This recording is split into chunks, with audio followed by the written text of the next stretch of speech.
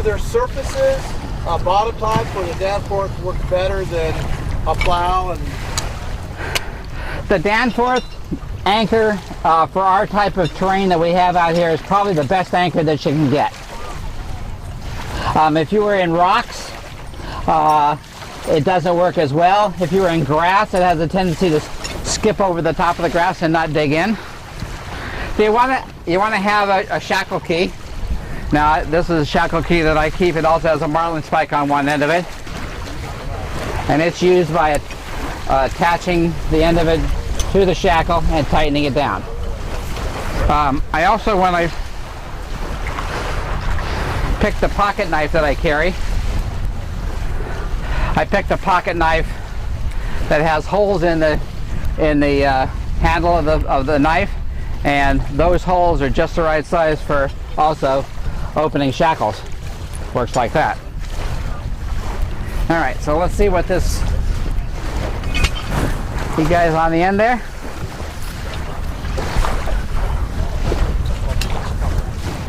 I wouldn't wrap it around. I don't want to hurt your hand. So it's not going to work as good in sand. And they got a good 7, 8 or better to 1. So you can see this anchor's not going to work as good in San Diego type. would that be the same as a regular plow? Pretty close as far as its reaction in the water, yes, or in the mud. We talked about the mushroom. So you drop the mushroom down, and it's not going to do anything at all, really. It's basically, the heavier it is, the better it's going to be. It's just going to be like a weight sitting on the bottom.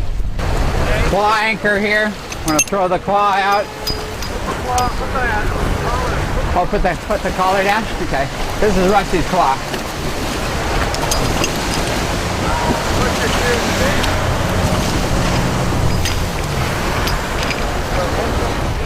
Okay, now we got it locked in place. I think we got it locked in place. Yeah, it's locked.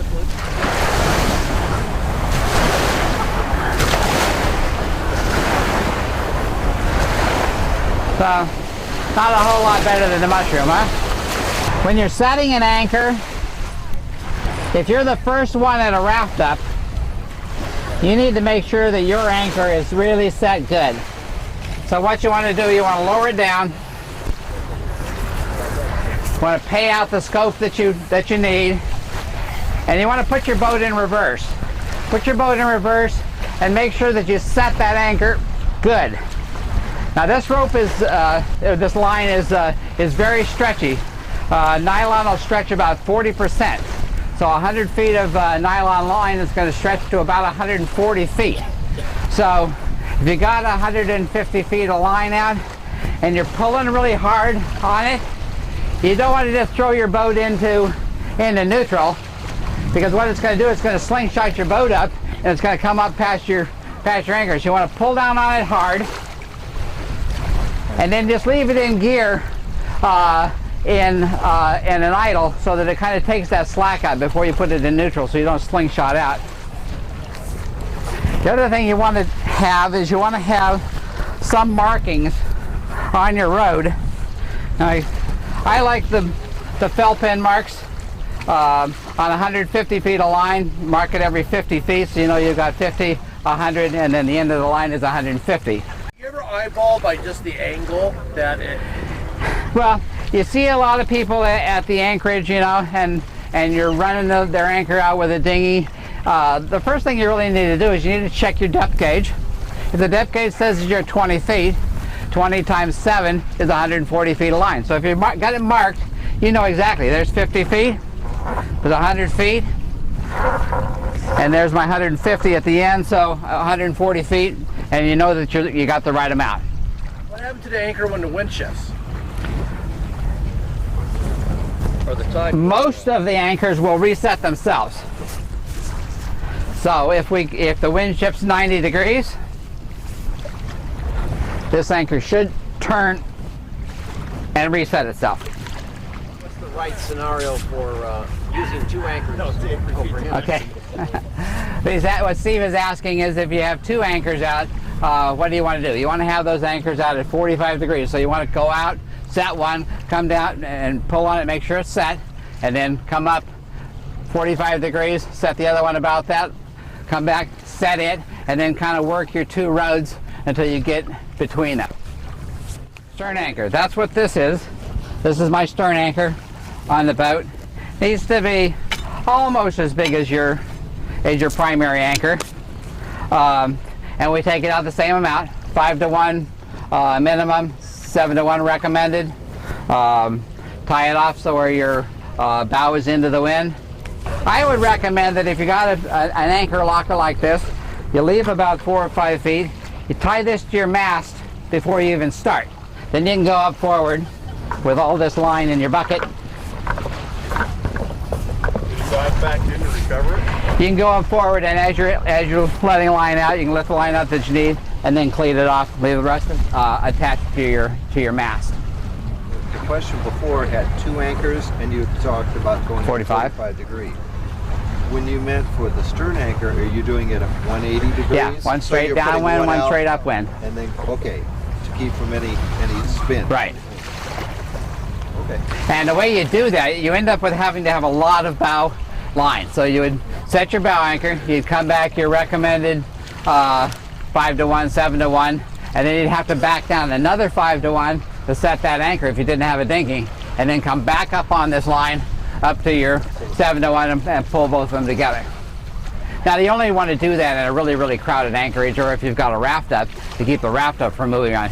Typically you're better off with just the bow anchor because that will allow you to move with however the wind shifts are. Thoughts on preventing some of the swinging that we get? Our boats have a tendency to sail, so if we've got this anchor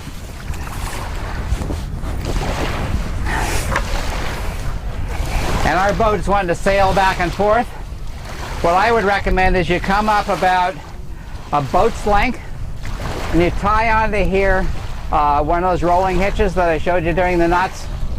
If you come up here and tie a rolling hitch,